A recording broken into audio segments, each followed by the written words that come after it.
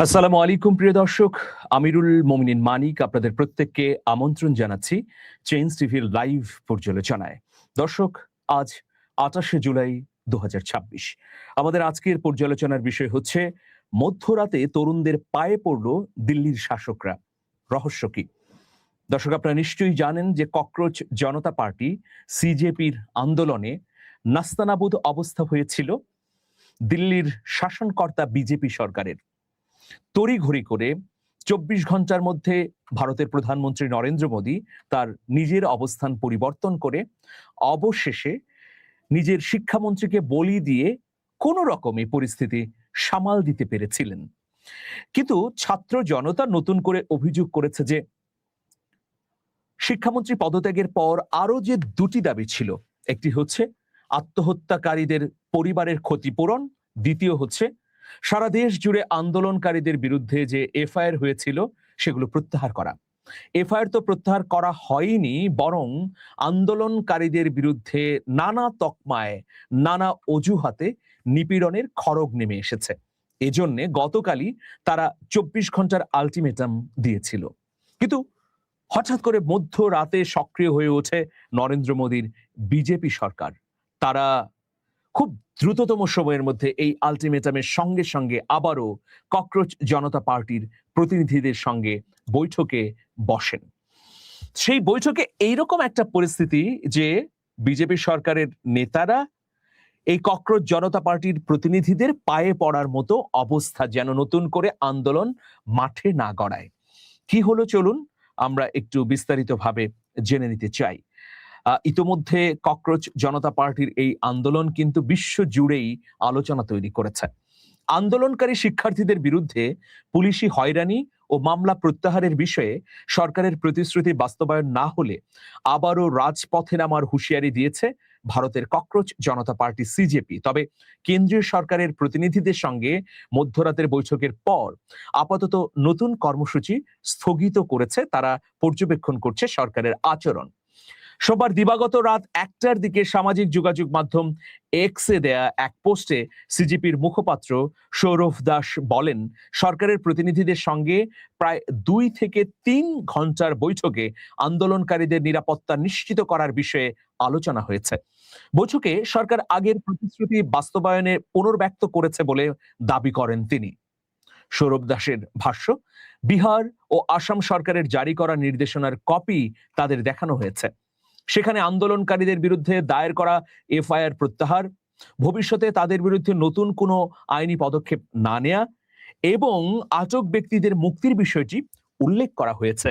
তিনি বলেন, কেন্দ্রীয় সরকার এবং অন্য বিজেপি বা এনডিএ শাসিত রাজ্যগুলো থেকেও একই ধরনের নির্দেশনা দ্রুত জারি করা হবে বলে কেন্দ্রীয় সরকারের তরফে আশ্বাস দেওয়া হয়েছে। এক ভিডিও বার্তায় সৌরভ দাস জানান, সরকারের আশ্বাস বাস্তবে কার্যকর হবে কিনা সে বিষয়ে বৈঠকে তারা উদ্বেগ প্রকাশ করেছেন। তার দাবি, জবাবে সরকারের প্রতিনিধিরা বিহারের স্বরাষ্ট্র বিভাগের একটি বিজ্ঞপ্তি দেখিয়েছেন, যেখানে আন্দোলনকারীদের বিরুদ্ধে নেওয়া আইনি ব্যবস্থা প্রত্যাহারের কথা বলা হয়েছে। সৌরভ দাস আরো বলেন, বিভিন্ন রাজ্যে আন্দোলনে অংশ নেওয়া ব্যক্তিদের বিরুদ্ধে যাতে কোনো আইনি জটিলতা তৈরি না হয় সেজন্য সব রাজ্য সরকারের কাছে একই ধরনের সুরক্ষামূলক নির্দেশনা জারি করা হয়েছে এবং এটি কেন্দ্রীয় সরকার গুরুত্বের সঙ্গে বিবেচনা করছে। সিজেপির মুখপাত্র সৌরভ দাস আরো বলেন, সরকার আশ্বাস দিয়েছে আমাদের উদ্বেগের বিষয়গুলো সমাধান করে বিভিন্ন রাজ্যের পক্ষ থেকে দ্রুত প্রয়োজনীয় বিজ্ঞপ্তি জারি করা হবে। এতে আন্দোলনকারীরা যেমন নিরাপদে থাকবেন, একইভাবে ভবিষ্যতে তাদের বিরুদ্ধে কোনো ব্যবস্থাও নেওয়া হবে না। ককরোচ জনতা পার্টি সিজেপি দাবি করেছে, দেশের বিভিন্ন প্রান্তে আন্দোলনে অংশ নেওয়া প্রত্যেক ব্যক্তির আইনি সুরক্ষা নিশ্চিত না হওয়া পর্যন্ত তারা পরিস্থিতির উপর ঈগলের মতো পর্যবেক্ষণ করবে। প্রয়োজন হলে আবারও আন্দোলনের কর্মসূচি ঘোষণা করা হবে বলেও ইঙ্গিত দিয়েছে দলটি। প্রিয় দর্শক, আপনারা নিশ্চয়ই জানেন যে নরেন্দ্র মোদীও এই আন্দোলন চলাকালে মধ্যরাতে নিজের ভিডিওতে সেলফি মোডে একটি আহ্বান জানিয়েছিলেন। সেই আহ্বানের পরে আবার তিনি বলেছিলেন যে কোনোভাবেই শিক্ষামন্ত্রীর পদত্যাগ হবে না। কিন্তু 24 ঘন্টা না পেরোতেই সেই অবস্থার পরিবর্তন ঘটেছিল নরেন্দ্র মোদী এবং তার সরকারের। তো এখন অনেকে বলছেন যে যদি আন্দোলনকারীরা আবারও রাজপথে নেমে আসে তাহলে অগ্নিস্ফুলিঙ্গ দ্রুত ভারতের প্রত্যেকটা রাজ্যে ছড়িয়ে পড়বে, কারণ আন্দোলনের উত্তাপ এখনো শেষ হয়নি। তাছাড়া এই আন্দোলনের মধ্য দিয়ে তরুণরা তাদের উত্থাপিত 3টি দাবি অর্জন করতে পেরেছিল, যেটাকে তারা বিজয় হিসেবে দেখছে। সুতরাং এই বিজয়ী তরুণরা ঘরে ফিরে গেলেও যে কোনো সরকারের বিচ্যুতিতে আবার রাজপথে যে নেমে আসবে না সেটা নিশ্চিত করে বলা যায় না, বরং বিশ্লেষকরা বলছেন যে তারা নিশ্চিতভাবেই আবার রাজপথে নেমে আসবে।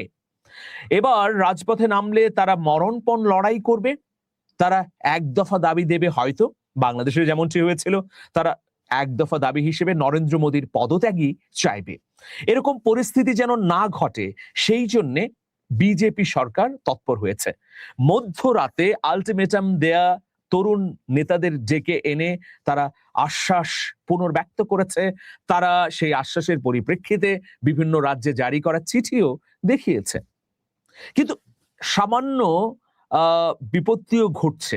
যেমন আমরা যদি ভারতের পশ্চিমবঙ্গ সরকারের কথা বলি, শুভেন্দু অধিকার একদম শুরু থেকেই তোপ দাগাচ্ছেন তরুণ তরুণীদের বিরুদ্ধে, যারা আন্দোলন করেছেন তাদের আন্দোলনকে নালিফাই ভিলিফাই করবার জন্য সামাজিকভাবে ন্যারেটিভ তৈরির পাশাপাশি তিনি আইনগত ব্যবস্থা নিচ্ছেন।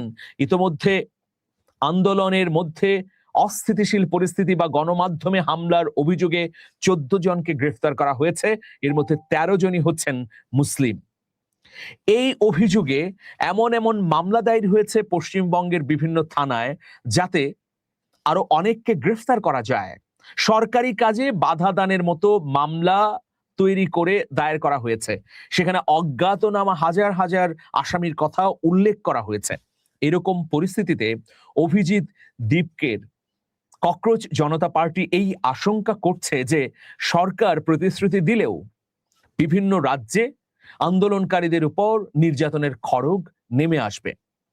ইতিমধ্যে আন্দোলনে অংশগ্রহণকারী মিডিয়া কর্মী, তারকা, সুশীল সমাজের প্রতিনিধি, বিশিষ্ট জনরা, শিক্ষাবিদরা তাদের বিরুদ্ধে নতুন করে নানা ধরনের উস্কানিমূলক তৎপরতা দেখা যাচ্ছে। সরাসরি বিজেপি না করলেও বিজেপির যে অঙ্গ সংগঠন বা বিজেপির ভাবাদর্শ কেন্দ্রিক সংগঠনগুলো রয়েছে সেগুলো কিন্তু এই কর্মকাণ্ডগুলো অব্যাহতভাবে করে যাচ্ছে।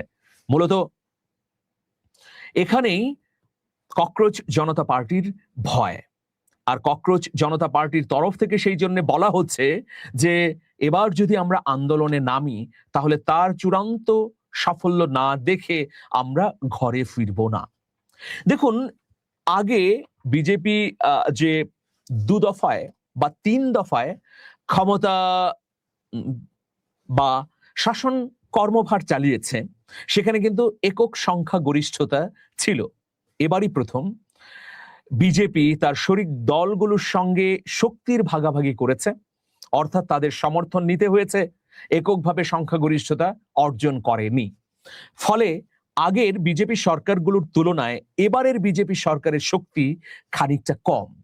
কোনো 2-3টি রাজনৈতিক দল যদি সমর্থন প্রত্যাহার করে তাহলে অবস্থা বিপর্যয়কর হবে বিজেপির। সেই জন্য বিজেপি চাইছে যে একে তো গৃহদাহ, অন্যদিকে আবার বাইরে যদি রাজনৈতিক পরিস্থিতি উত্তপ্ত হয়ে ওঠে তাহলে আগুনে ঘি ঢেলে দিয়ে বিরোধীরা ফায়দা হাসিল করবে। এরকম উপলব্ধি থেকেই আর যেন ককরোচ জনতা পার্টির অধীনে তরুণ তরুণীরা রাজপথে না নামে, সেই জন্য প্রয়োজনে বড় ছাড় দিতেও প্রস্তুত রয়েছে মোদী। কিন্তু সেই বড় ছাড় নিশ্চয়ই নরেন্দ্র মোদীর পদত্যাগের বিনিময়ে নয়। তো খেলা এখনো অনেক বাকি। দেখা যাক ভারতের তরুণ তরুণীরা সর্বশেষ কোন অবস্থায় গিয়ে নিজেদেরকে প্রমাণ করতে পারেন। যদি নির্যাতনের খড়গ বিভিন্ন রাজ্যে নেমে আসে তাহলে কি তারা সত্যিকার অর্থে আবার নামবেন? আবার নামলে সেটা কি গণ অভ্যুত্থানের রূপ নেবে, নাকি জুলুম নিপীড়ন ভয়াবহ বাড়িয়ে দেবে নরেন্দ্র মোদী সরকার? কিছুই এখনো বলা যাচ্ছে না। তবে এটা স্পষ্ট যে তরুণদের এই আন্দোলনের মধ্য দিয়ে ভিত কেঁপে গেছে নরেন্দ্র মোদী সরকারের। এখন যে কোনো সিদ্ধান্ত গ্রহণ, বিল পাস বা সরকারি উদ্যোগ নিতে অবশ্যই 10 বার ভাববেন অমিত শাহ, নরেন্দ্র মোদীর সরকার। দর্শক, আজকে এই পর্যন্ত। সবাই ভালো থাকবেন। শুভেচ্ছা নিরন্তর।